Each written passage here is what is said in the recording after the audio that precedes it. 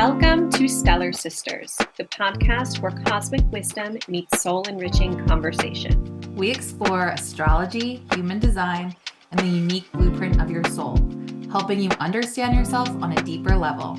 Consider this your permission slip to embrace the magic of being authentically you. Let's begin. Hello, and welcome to another episode of the Stellar Sisters podcast. Today it's just me, Sydney, doing a solo episode about the basics of human design. Chanel will be going deeper into an episode of just the basics of astrology soon. And for the purpose of this episode, I'll be talking about the background and history of human design, the 4 ancient modalities that make up the body graph, and going over type, strategy, and authority. So if you are already practicing your type, strategy, and authority and you understand it, then you can probably skip this episode. But if you're new to human design, or maybe you know a few things, but you don't really feel like you're practicing your strategy and authority, and you want to hear a little bit about the background and history of human design, then please stick around. If you're watching this on YouTube, I will share my screen with you, so to give you a visual of a few things that I'm talking about. But you don't need that. You can pull up your own chart and follow along that way if you're just listening without the video. So first things first, let's pull up your chart. And if you don't know how to do that, you can do that on our website. So you can go to stellarsisterspodcast.com and you can pull up your chart. You will go to the Create My Chart button on our site, and you can either pull up your human design chart or your astrology chart here. So you just need your name, your place of birth, your date of birth, all of that information, and then you'll click View Your Chart on the site. And what will pop up is, if you're doing the human design chart, you'll see the body graph chart, and it will tell you on the right-hand side what your type, strategy, and authority is, and a bunch of other different things that we'll get into later in human design. So you can see that right away on our site. This is for free. You can also pull up your astrology chart as well. But if you scroll down after you've pulled up your chart, we do have download buttons. So you can download a PDF of your human design chart, and you can download your astrology chart as well into a PDF. And once you do that, it will look like this. So you will see, once you download the chart, you'll see your body graph chart on the left-hand side, and then you're going to see the rave mandala on the right-hand side. The rave mandala has 2 wheels on the outer rings. You're going to see the human design gates, and you're also going to see the astrological signs. And this is showing you where the planets are during your birthday. I'll get into that in a second.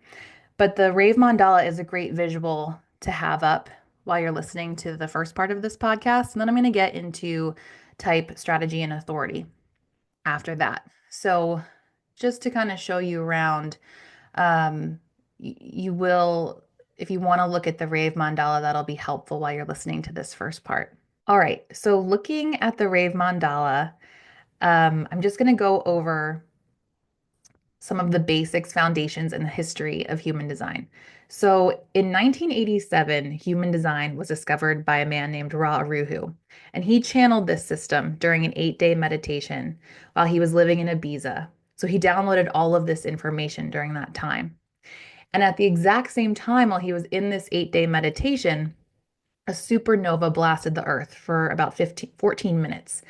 And that had about 3 times the amount of normal neutrinos and subatomic information passing through the planet, passing through us at that time.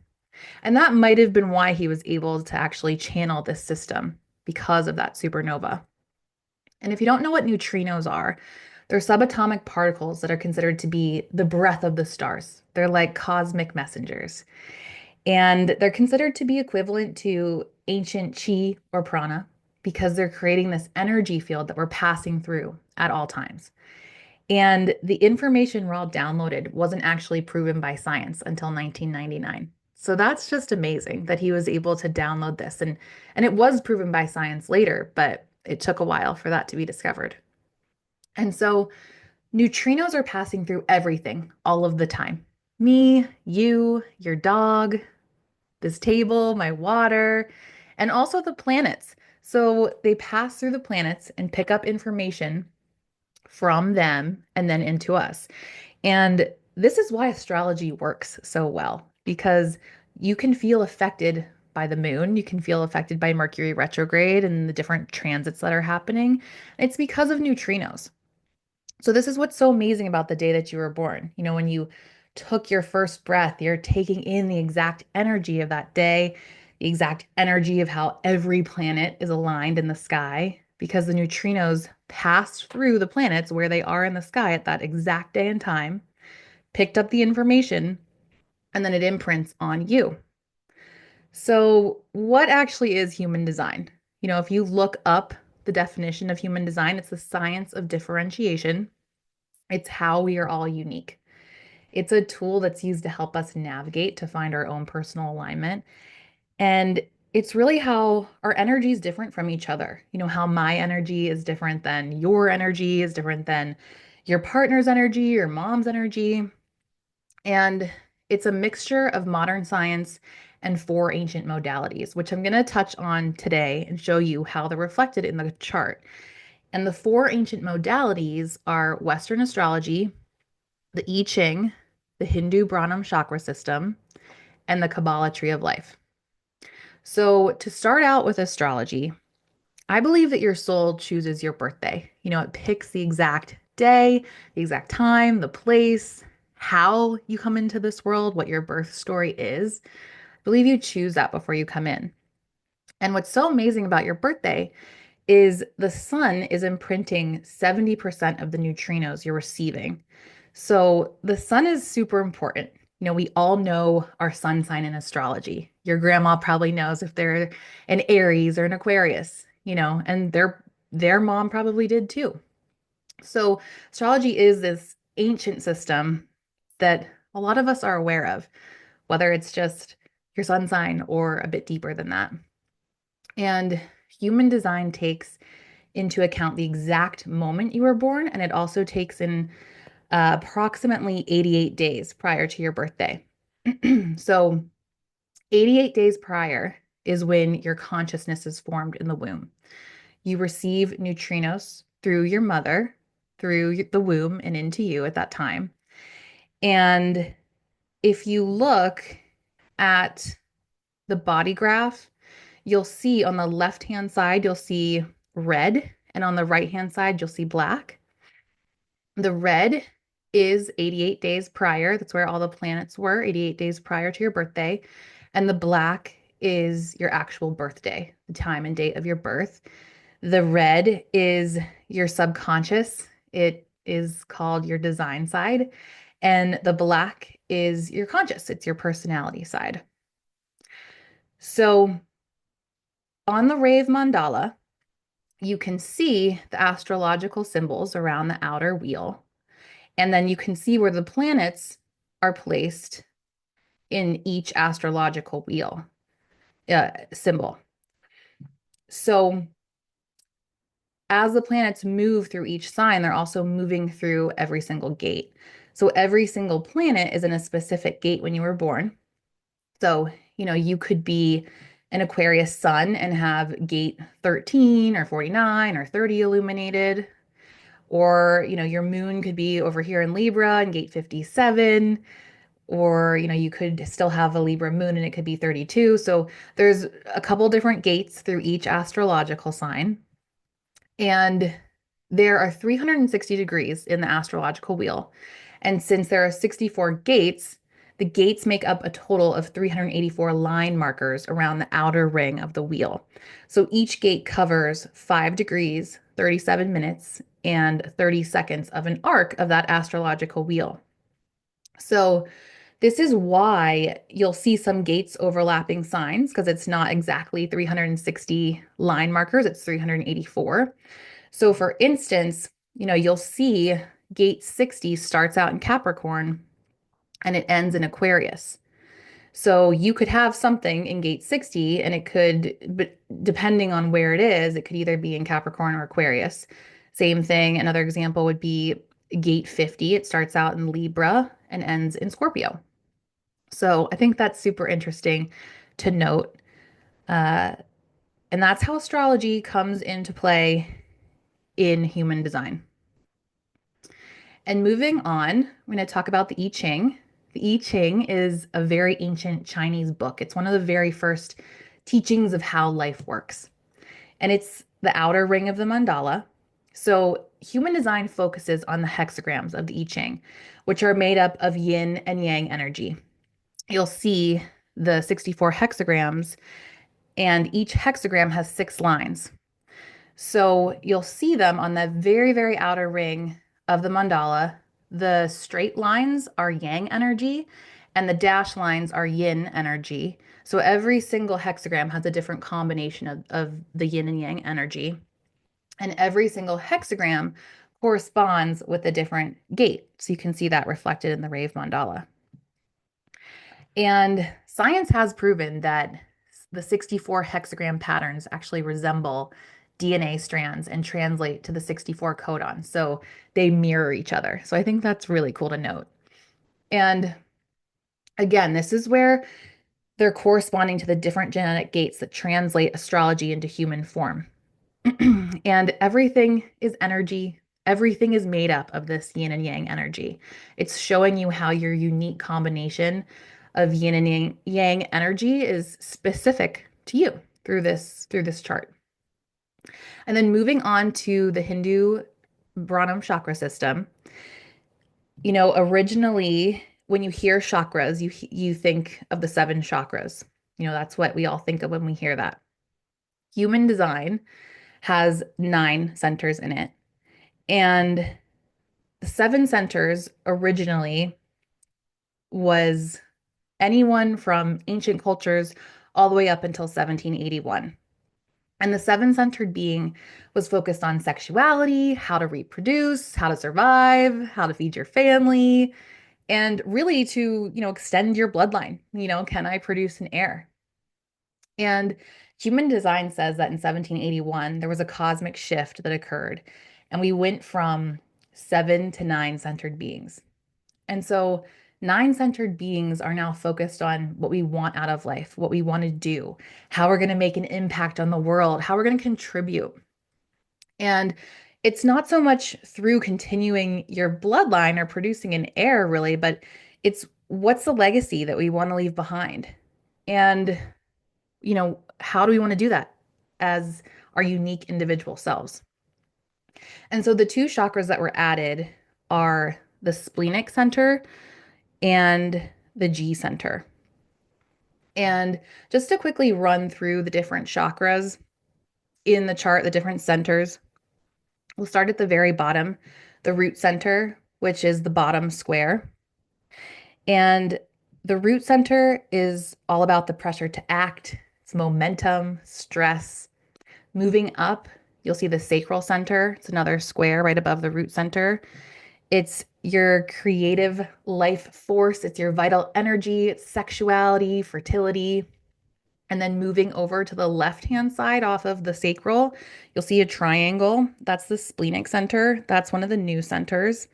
And the splenic center is all about intuition, your instincts. It's your survival here on earth. And then moving over to the right-hand side, the right triangle, that's your solar plexus or your emotional center. And your solar plexus is your spirituality center. It's your emotional center. It's your connection to other people.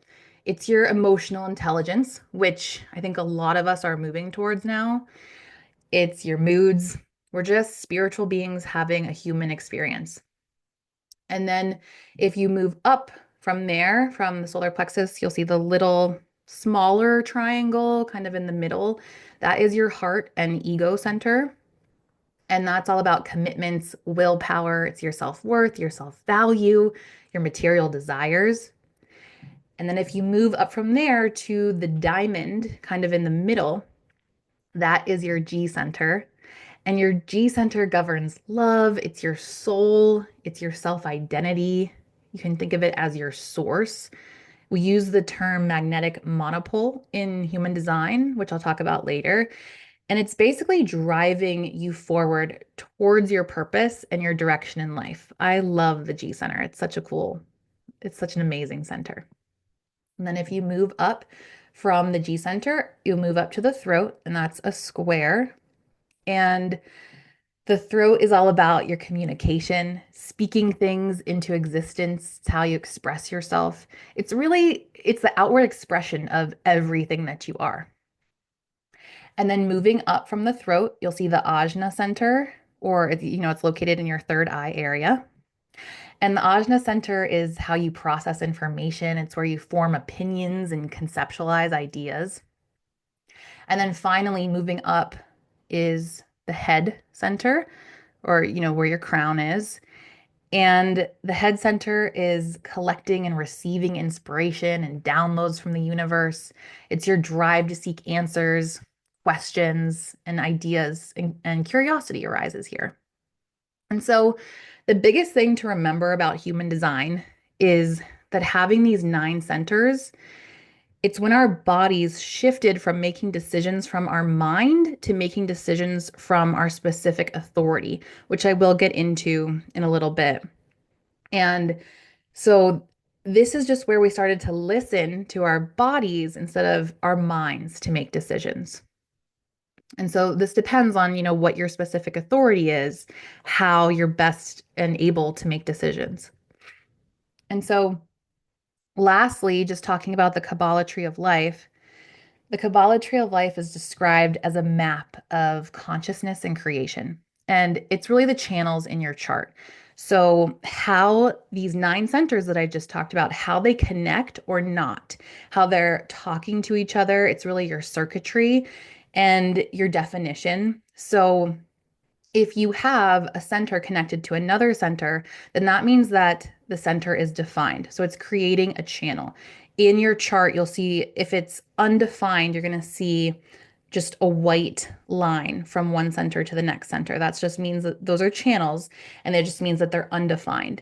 And if they're defined, they're going to have either red or black moving through them. Remember that the red is your subconscious and the black is your consciousness.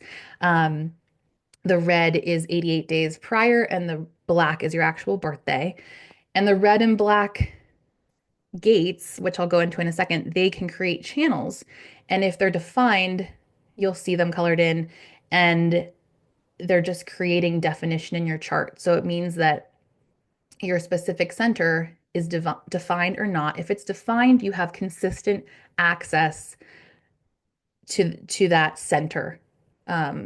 And if it's undefined, you're not going to feel it as consistently. It's going to take someone else being around you, your different environments, and different transits that are moving through. Um, so it's just, this really expresses how your energy operates for you specifically, and it just really highlights your energetic gifts. And so to sum up some of the background and the history and how these ancient modalities move with each other and into the chart, human design is understanding how your energy operates. It's understanding how it can interact with other people. And so it can bring awareness to how you're designed to make decisions. It can show you and how to support your environment, what the best environment is for you. It can show you how you're designed to learn, how to digest food, how to manifest, and so much more. Human design can show you so many different things. You can learn so much from it. So, having this awareness of your own energy and of others around you is just one of the biggest gifts you can give yourself and to others. Things become so much easier when you're able to understand how your energy works. And human design is not a belief. You don't have to believe in it. It's simply an experiment. You can experiment with it for a few days, a week, a month, see how you feel. And when you practice your strategy and authority, which I'll get into in a second, you can see if it adds value and clarity to your life. And if it does, you can keep using it. It's a free tool that you can continue to use once you understand how it works. And when you get out of your own way and bring the gifts you were meant to bring to the world and use your energy the way you were designed to, it makes life so much more fun. So now I'm going to talk about type, strategy, and authority. And I'm going to just touch on a few other aspects of your chart, just a few other human design basics to go over here. All right. So Type, strategy, and authority are the most important aspects of human design. If you know your strategy and authority and are truly putting them into practice, then all of the other gifts in your chart, they'll just fall into place naturally. So you kind of grow into your chart, especially your incarnation cross, in perfect and divine timing if you're following your strategy and authority. And you don't have to be perfect with this. No one is. You're not going to follow the minute you learn about your strategy and authority, you're not going to follow it perfectly. It's just not how it's going to work. You're going to have to practice it. It starts to become a habit, and you're never going to be perfect at it, but you will notice when you're out of alignment a lot quicker once you start to practice it more regularly. So, starting with types and their strategies, there's so much to say about each type and really, I mean, everything in human design. So, I'm just going to kind of scratch the surface with each one, but just know that there's so much to be said for each type. I could do an entire podcast episode on every single type. So, if you hear something that's not really resonating with you and you look up your type and authority and strategy, there's just so much that goes into the chart. So, just know that in the back of your head that I'm just going to rattle off a couple things for each type. If you don't resonate with it, that's okay. There's a lot that goes into the chart, and there's other things to explain for each type. So there's 5 types in human design. There's manifestors, generators, manifesting generators, projectors, and reflectors. And I'm going to start with manifestors. Manifestors make up about 9% of the population. So they're pretty rare. It's pretty rare for you to be a manifester. Manifestors have a motor connected to their throat. So you will have, and I'm not going to get into what centers are motors right now, but you will have a motor that's connected to your throat, and you'll have an undefined sacral center. So that's what's making you a manifester. And the undefined sacral center, remember, is white, so it's not going to be colored in. And a manifestor's aura is closed and impactful. And sometimes you're going to see repelling with manifestors. I don't think that they're repelling. It only comes across as repelling as if they're not informing you. And since their aura is closed, it's hard to get a read on them. So sometimes they can come off as repelling, but they're actually, I have, for some reason, a lot of manifestor friends, really good friends who are manifestors. And I didn't know they were manifestors until much later in life when I looked at their charts. So these are people from high school, college that I've been friends with for years, some of them decades, and didn't realize that they were manifestors till later. So I feel like I have a good amount of experience with manifestor energy in my life, and they are impactful. They're like this, if a manifestor walks into a room, they're kind of like this spark of light, and you want to know more about them, right? Their aura is closed, so you can't really get much from them, so it adds this mysteriousness to it. So, you know, they're here to inspire, start, initiate new things. Their strategy is to inform. So, since their aura is closed off, again, it's harder for people to read them.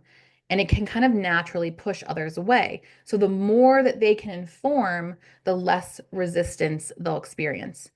And this doesn't mean that manifestors have to ask for permission to talk. It just means letting people know, what's going on, what they're thinking. And when manifestors speak, their energy just starts flowing. Energy all around starts flowing. It sparks others' energy to flow.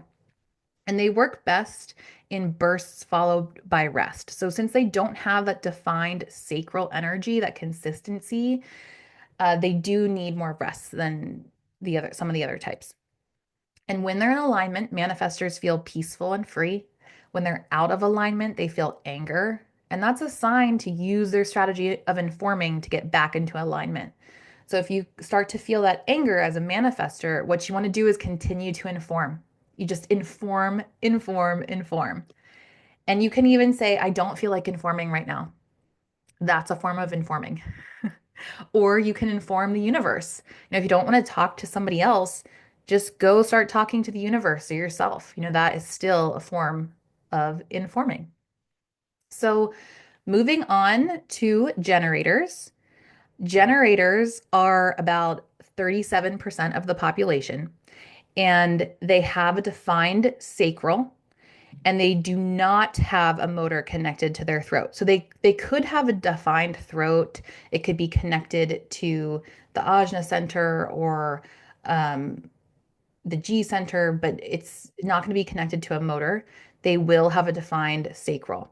And just so there's generators and then manifesting generators that I'll talk about in a second.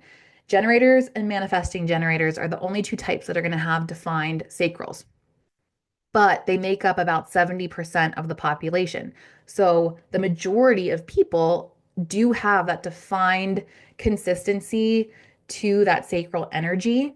So that's sometimes why the other types can kind of feel like they don't fit in, or can experience burnt out really quickly because they don't allow themselves to have the rest that they need. And they kind of compare themselves to generators or manifesting generators who have this kind of abundance of energy.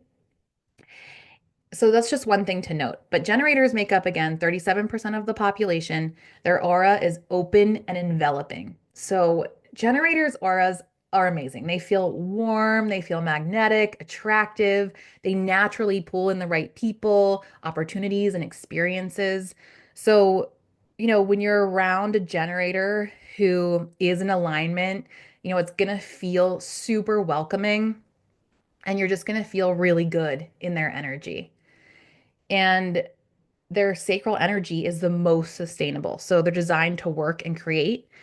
And it's meant to be something, working on something that they're excited about. So they can have that consistent energy to create on something that they absolutely love. Um, if they're focusing, if you're a generator or a man gen and you're focusing on stuff that doesn't light you up, like majority of the stuff you're working on doesn't light you up, you're probably going to feel burnout and you're not going to resonate with having this consistent sacral energy. And that's a great sign to start adding in more things to your life that actually excite you. And so generators' energy fuels not just themselves, but also the people around them. And they're here to use their energy doing what they love. Their strategy is to respond. Generators are not meant to initiate. Instead, they need to wait for something external to respond to. So this could be a conversation, an opportunity, a gut feeling, or even a sign from the universe. And when they respond, their sacral center activates, providing them with the energy and clarity to move forward. So, when in alignment, generators feel satisfaction. They can feel a deep sense of fulfillment. When they're out of alignment, they can feel frustration. And that's signaling that they're not doing what truly excites them. So, when you feel that frustration, again, that's a sign to move your body and respond to things until you're doing more things that light you up and things that you love.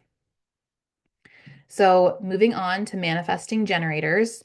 Manifesting generators, or I'm going to refer to them as man gens, that's what I usually call them. They're about 33% of the population, and they have a defined sacral. And they also have a motor connected to the throat. So, definition in the sacral, you'll see the sacral center colored in, and then you will see one of the motors connected to the throat center. That's what makes them a manifesting generator.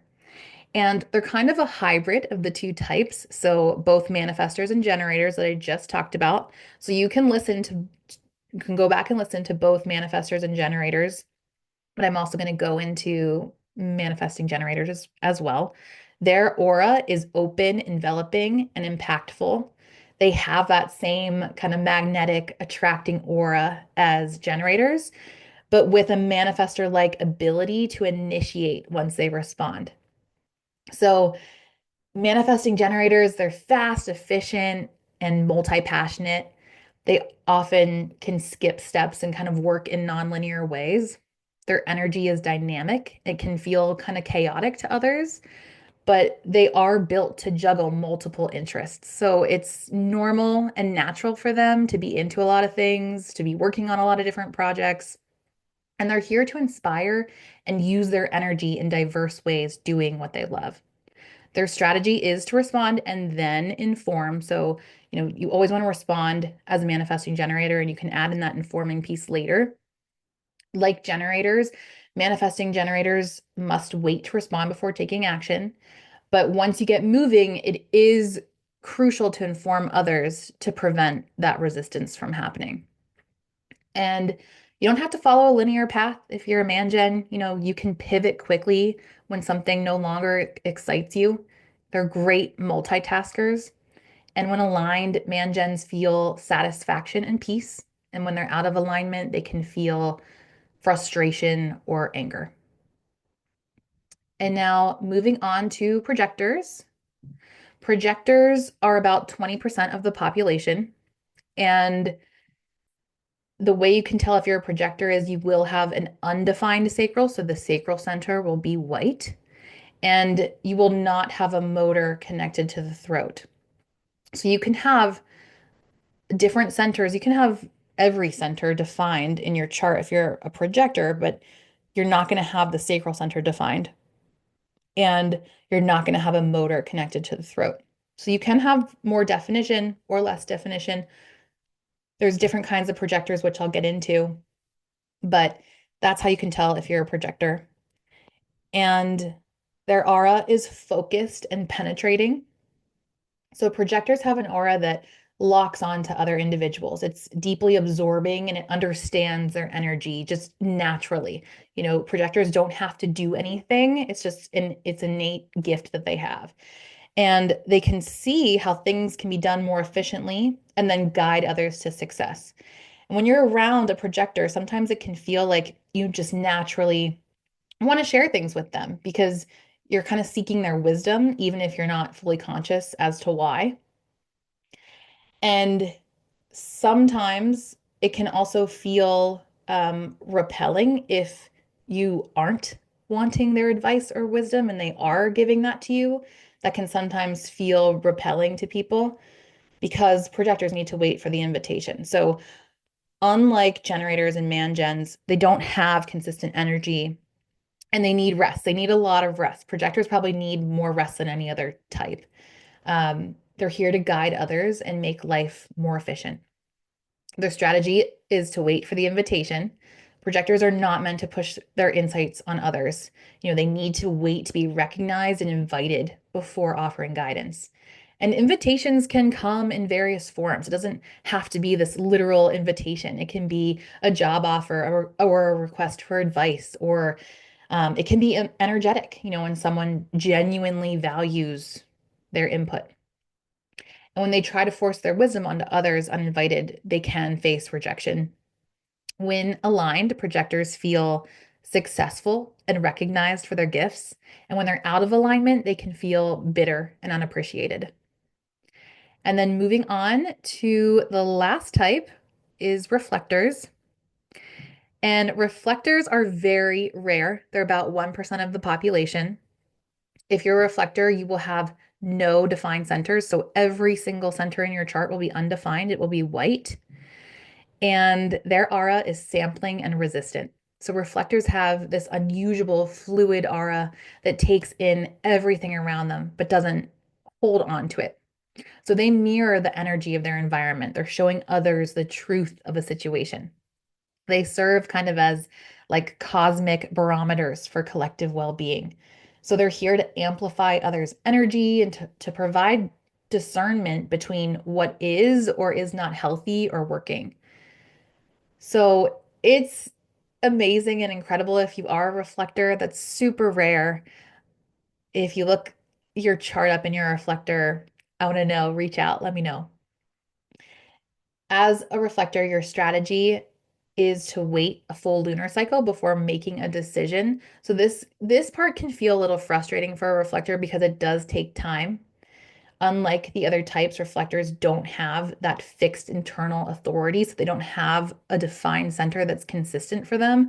So the clarity comes over time as they move through different influences during the 28-day lunar cycle. That clarity will come because the moon is moving through every single gate in the chart. On the mandala, you'll see all of the gates again.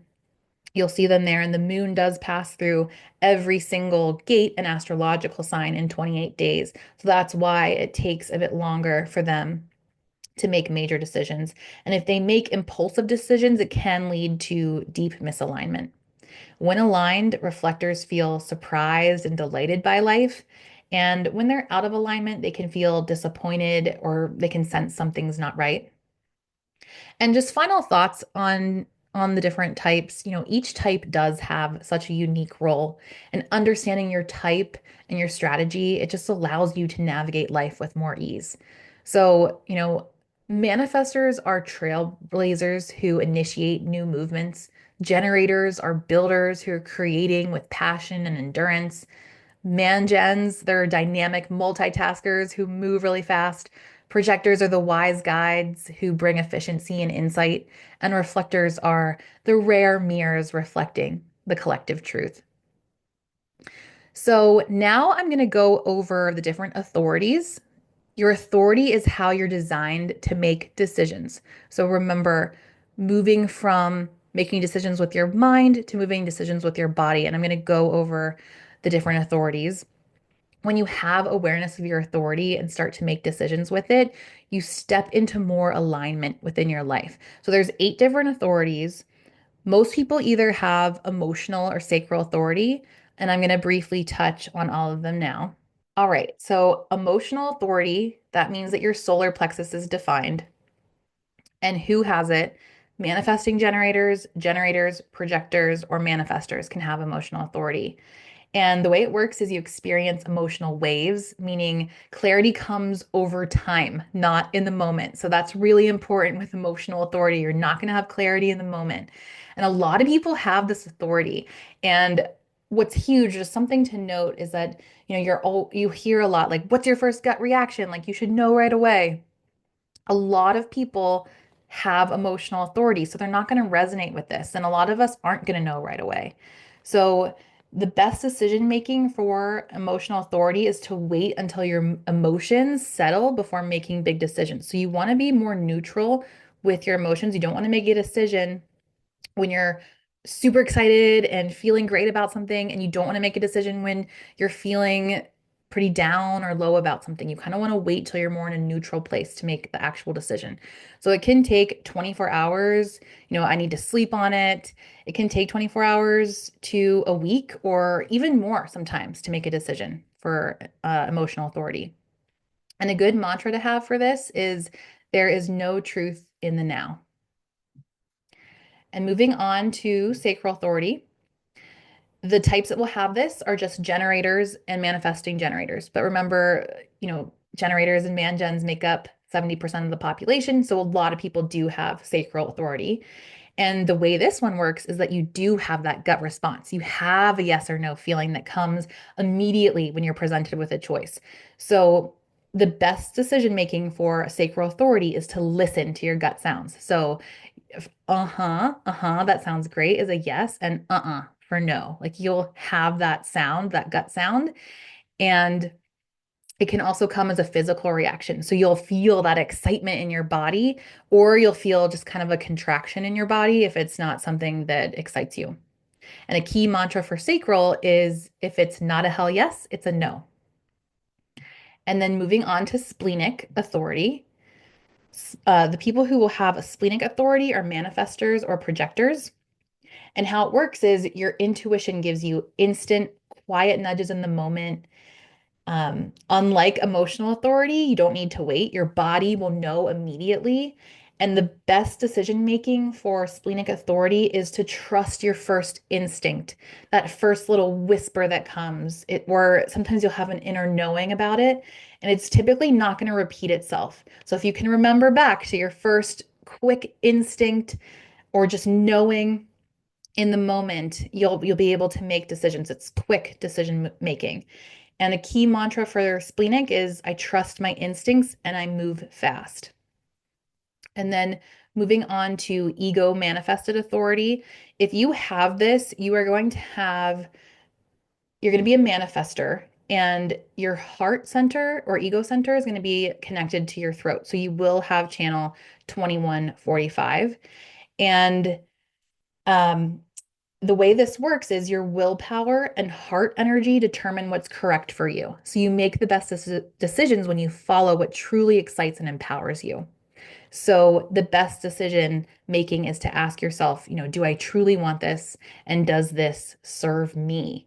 Since this is connected to your throat, it's best to answer this question out loud in an unfiltered way to hear your truth. So, a good mantra for this is I make decisions based on what feels and sounds empowering. And then moving on to ego projected authority. If you have this, you will be a projector and your heart or ego center will be connected to the G center. You will have channel 2551. And your willpower and heart energy determine what's correct for you. You make the decision, the best choices when you follow what truly excites and empowers you. So the best decision making for ego projected is to ask yourself, do I truly want this? And is my heart in it? It's a feeling in your chest since it is connected to your G center rather than needing to hear it aloud like a manifester would. So if you do feel this, if it's correct for you, then your heart will commit fully. And a good mantra for this is I make decisions based on what feels empowering. And then moving on to self projected or G center authority. If you have this, you'll be a projector. And the way it works is your truth is in your voice. So talking out decisions with trusted people helps you hear your own clarity. You'll come to that clarity by just talking, which is awesome. I think this authority is really cool. And the best decision making, you can express your thoughts aloud and listen to what feels most you. You need to hear yourself talk to be able to come to a decision. It can be instant or it can, take however long it takes to talk it through. And you can talk it through with someone else, or you can just sit in your car and talk to yourself, talk to the universe. And a key mantra for this is I hear my truth when I speak. And then moving on to mental or environmental authority. Projectors will have this one. And in your chart, it could say no inner authority or inner authority none. And you don't have any definition below the throat. So your throat, ajna, and head center can be defined, but you won't have anything else defined below the throat. And since you don't have much definition in your chart, you have the ability to be extremely empathetic and you can feel the world around you very deeply. So your environment plays such a key role in your decision making. And the best decision making is to surround yourself with the right people and talk things out. So the right environment while spending time just kind of mentally considering things helps bring clarity. So, a key mantra for this is the right place and people bring the right decisions. And then finally, lunar authority. A lunar authority goes pretty hand in hand with um, reflectors strategy. So, the only type that's going to have lunar authority are reflectors. And the way it works is reflectors need that full 28-day lunar cycle to process big decisions as they experience the different perspectives throughout the month. So, the best decision making here is to wait the full cycle. You can track your feelings throughout the cycle and see how different environments and transits affect your clarity. So, the best mantra for this is just time reveals the truth. So, that's a little summary of the different types or strategies and the different authorities you could have. Again, there's so much that we could go into on each one. So that's just kind of scratching the surface. And I just want to quickly, before we leave here today, I just kind of want to quickly go through a few other components of the chart. So to briefly mention them, so you just kind of have an idea. And I'm not going to go into specific details like I just did with the type, strategy, and authority, but I just want to mention that in your profile, if you're looking at your chart, if you just pull up your chart and you see the body graph with the right and left hand sides, the red and the black, your design and personality sides, you're also going to be able to see your profile. And if you pull up your chart, it'll say what your profile is. It's a profile is like your personality archetype. It describes how you naturally interact with the world, how you learn, how you fulfill your life purpose. And you can find your profile on your chart by looking at the numbers next to your sun gates. So the very first gate at the top on either side is the sun. It's like a circle with a dot inside and you'll see the gate that's listed first, and then you'll see a period, and then you'll see a number. So you want to read it from the black side, the right-hand side, and then the left-hand side. So, you could be a 2-4 or a 4-6 or a 5-1. So you'll see that reflected in your chart. And there's 12 different profiles that you could be. I'm not going to get into them right now, but just to show you what those are. And then your chart also shows you your incarnation cross. Your incarnation cross tells you what your life purpose is in this lifetime. And your incarnation cross is not something that you came to do or an interest that you might have, but it's an energy. It's an energy that you will carry through your whole lifetime. And it can be applied to many different things or ways through everything that you do. So, Ra Aruhu says that you actually awaken in your cross of incarnation. So, just by knowing your strategy and authority, you can increase your magnetism and start embodying your cross. It's one of the most important aspects because it's comprised of your most prominent gifts. It's your sun and earth gates. And there are 192 basic crosses of incarnation that you could be. So, if you look at your body graph, if you pull up your chart, it'll tell you what your incarnation cross is. It'll tell you your sun and earth gates, and it'll tell you, left angle cross of masks or whatever your incarnation cross is. If you want to know what it actually means, it would be great if you got a reading to get more clarity on that. But you can see how your cross of incarnation is made up just at the top by looking at each side. You'll see the sun and earth gates on either side, and those are the four gates that make up your cross of incarnation. And then moving on to gates and channels. Your gates and channels are your energetic natural gifts. So again, if you practice your strategy and authority, you'll naturally start to use these gifts that you have. And a lot of people can sometimes resonate with the black side, the conscious side. You'll resonate with those gifts. And the red side, the subconscious gifts that you have, sometimes you don't resonate with them, but other people can see them in you really well. And the gates are the 64 energy points in your chart. They're each linked to the I Ching hexagrams. The gates represent specific traits, themes, or potentials within you. If a gate is defined, you have consistent access to that energy. And you'll see the gates in every single center. Again, it'll either be defined red or black. And then moving on to the channels, there are 36 channels. A channel is formed when two connected gates are defined. So they create that solid line between them. And a channel defines your strengths, your life themes, and just again, how energy flows through you because it is connecting different centers together. So the gates are like half connections. And you have consistent energy to those gifts, but sometimes you need another person or transit to make you feel complete there. And the channels define fixed aspects of your personality and determine your type. So again, generators have that defined sacral through a different channel. So channels do determine which type you are. If you don't have any channels, you're a reflector. So that's a good summary for now of the different components of your chart. There is so much detail in human design and it can get overwhelming. But again, the more you just use your strategy and authority, the more in alignment you'll become and you'll naturally start growing into your chart and your gifts. So if you understand your strategy and authority, it can just improve your life so much. Um, and if you want to know more about human design, the best thing to do is to book a reading with a trusted reader. I would use your strategy and authority before getting a reading with someone. Right now, if you want to do a reading with me, I do have open audio readings.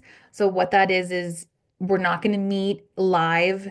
You will enter your chart and birthday information, and I'll pull up your chart and I will send you a recorded reading once I have done that for you. I have about a 7 to 10 day turnaround, but I will email you a recording of your entire chart reading, and you'll also get a PDF of your chart. So you can check out those offerings over on our website, stellarsisterspodcast.com, and you can click on readings at the top. And I hope you enjoyed this conversation about human design and the basics of human design, some of the foundations of it, what the types and authorities are. And we will catch you in the next episode.